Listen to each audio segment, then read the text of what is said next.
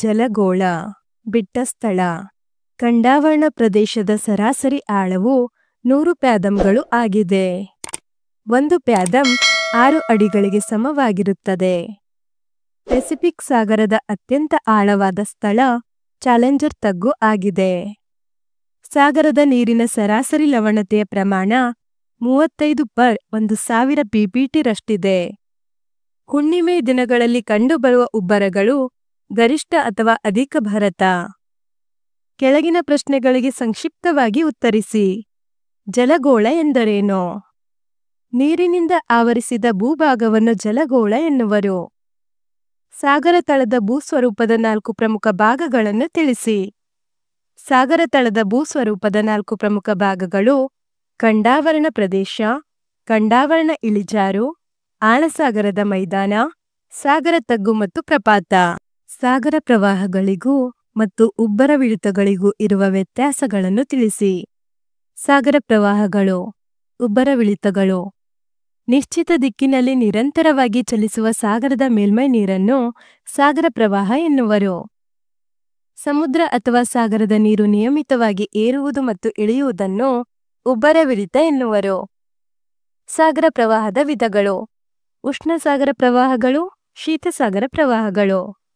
ಉಬ್ಬರವಿಳಿತದ ವಿಧಗಳು: ಗರಿಷ್ಠ ಉಬ್ಬರ, ಕನಿಷ್ಠ ಉಬ್ಬರ.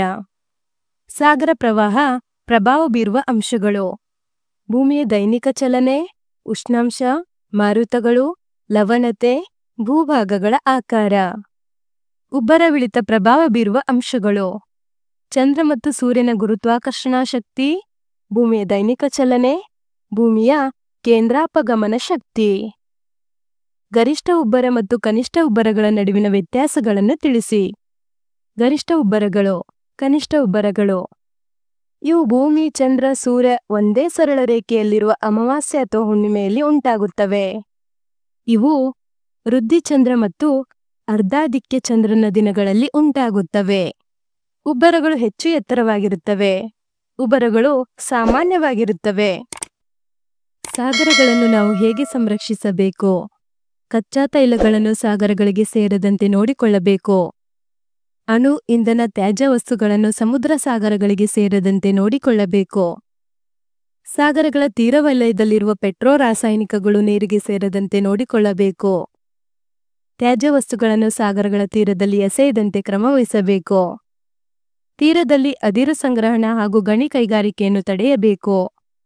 ಕರಾವಳಿಯ ಮರಳು ದಂಡೆಗಳನ್ನು ವಿನಾಶದಿಂದ ತಪ್ಪಿಸಬೇಕು. ಹೊಂದಿಸಿ ಬರೆ. ಪ್ಯಾದಮ್ ಸಾಗರದ ಆಳದ ಅಳತೆಮಾನ. ಒಯಶಿಯೋ ಶೀತಸಾಗರ ಪ್ರವಾಹ. ಗಲ್ಫ್ ಸ್ಟ್ರೀಮ್ ಅಮೆರಿಕದ ಪೂರ್ವ ಕರಾವಳಿ. ಸಮುದ್ರ ಪರ್ವತಗಳು. ಆಳಸಾಗರದ ಮೈದಾನ. ಅಗುಲಾಸ್ ಪ್ರವಾಹ ಹಿಂದೂ ಮಹಾಸಾಗರ ಪ್ರವಾಹ. ಈ ಕೆಳಗಿನ ಪರಿಕಲ್ಪನೆಗಳ ಅರ್ಥ ಬರೆಯಿರಿ. ಖಂಡಾವರ್ಣ ಇಳಿಜಾರು. ಇದು ಸಾಗರ ತಳದ 2ನೇ ಭಾಗವಾಗಿದ್ದು ಕಡಿದಾದ ಇಳಿಜಾರಿನಿಂದ ಕೂಡಿದೆ. ಲವಣತೆ ಸಮುದ್ರ ಅಥವಾ ಸಾಗರದ ನೀರಿನಲ್ಲಿ ಕರಗಿರುವ ಉಪ್ಪಿನಾಂಶಗಳ ಪ್ರಮಾಣವನ್ನು ಲವಣತೆ ಎನ್ನುವರು. ಉಷ್ಣ ಮತ್ತು ಶೀತಸಾಗರ ಪ್ರವಾಹಗಳು. ಉಷ್ಣಸಾಗರ ಪ್ರವಾಹಗಳು ಸಮಭಾಜಕ ವೃತ್ತ ಪ್ರದೇಶಗಳಲ್ಲಿ ಪ್ರಾರಂಭವಾಗಿ ಉಪಧ್ರುವೀಯ ಪ್ರದೇಶಗಳ ಕಡೆಗೆ ಹರಿಯುತ್ತವೆ. ಶೀತಸಾಗರ ಪ್ರವಾಹಗಳು ಧ್ರುವ ಪ್ರದೇಶಗಳಲ್ಲಿ ಪ್ರಾರಂಭವಾಗಿ ಸಮಭಾಜಕ ವೃತ್ತದ ಕಡೆಗೆ ಹರಿಯುತ್ತವೆ. ಅಧಿಕ ಭರತ ಮತ್ತು ಕನಿಷ್ಠ ಭರತ. ಸಮುದ್ರ ಅಥವಾ ಸಾಗರದ ನೀರು ಒಮ್ಮೆಗೆ ಏರುವುದನ್ನು ಅಧಿಕ ಭರತ ಎನ್ನುವರು.